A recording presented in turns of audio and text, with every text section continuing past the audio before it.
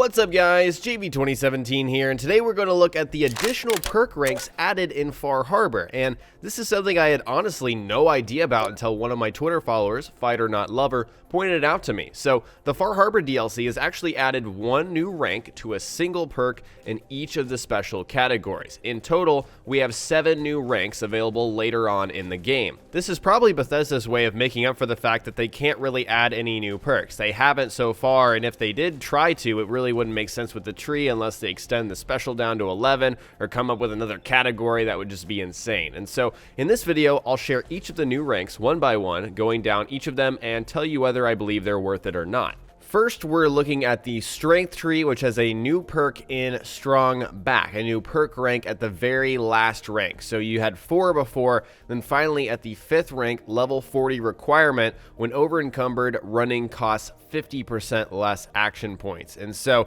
essentially that just, makes, that kind of enhances the 3rd rank here. You can use action points to run when over-encumbered, but now it costs less action points. I'm not sure how useful this is, honestly. I mean, if you're trying to, be a pack mule and carry as many things as possible, then hey, maybe that's useful, but you can already fast travel when over encumbered. And if you're trying to get from one place to another, then, you're going to fast travel, right? That just makes sense if you can do that.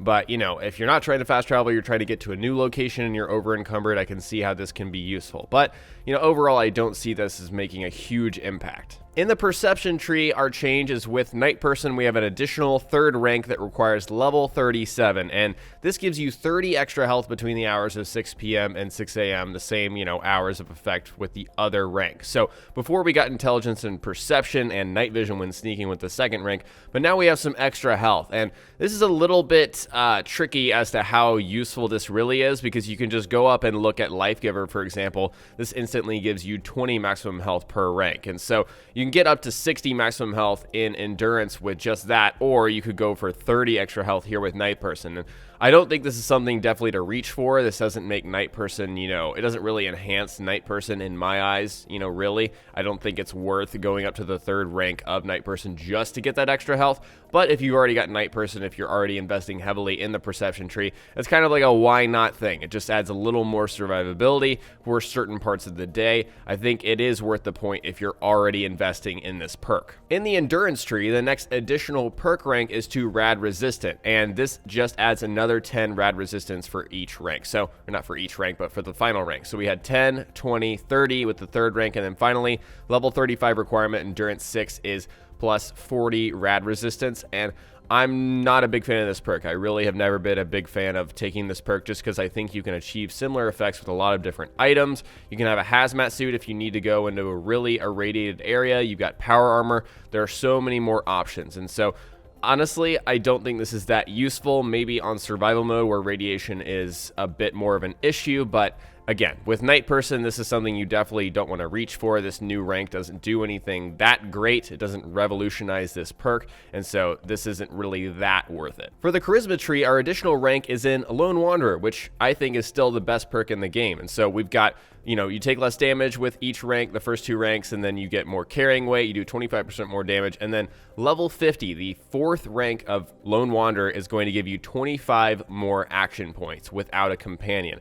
This is pretty strong. This is pretty much a buff to already the strongest perk in the game.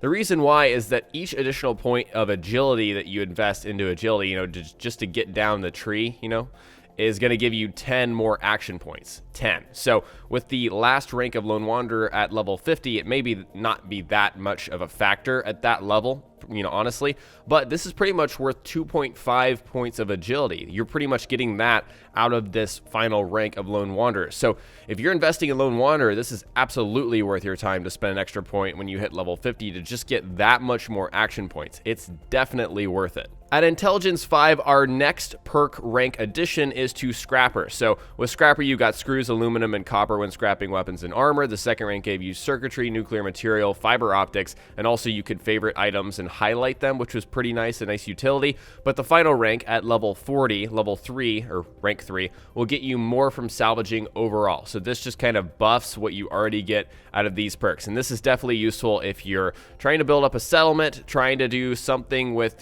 trading and whatnot, and you need these materials. This is definitely useful. Beyond that, I don't see it being that useful, not something to reach for. It is all the way up at level 40, and so if you decide to play through a lot of the game and then start building, I can see this being extremely useful and definitely worth your time. Our next additional perk rank in the agility tree now is for Action Boy, and this just extends what Action Boy already does. So first two ranks 25% faster, 50% faster. Now with a level 38 requirement, which is a huge jump from level 18 at rank 2, we have 75% faster. And again, this is just a straight buff to a perk that was already great. Very similar to what I said with Lone Wanderer. If you're already in Action Boy, honestly, if you're doing any kind of combat-based build, I think Action Boy is a great perk. And just extending that all the way up at level 38, level 38 actually isn't that far up there. And so I think this is absolutely possibly one of the best ones next to Lone Wanderer, the best new additions that we have so far. Just having more action point regeneration is great, especially if you're, fighting multiple enemies in one single combat scenario. Then having that, regeneration is really, really useful. Our final additional perk rank is in the luck tree, of course, and it's for critical banker down at luck 7. So as you guys know, with each rank of critical banker, you get to save an additional critical hit. With the third rank, you can have a chance to save an additional critical on top of what you've already saved.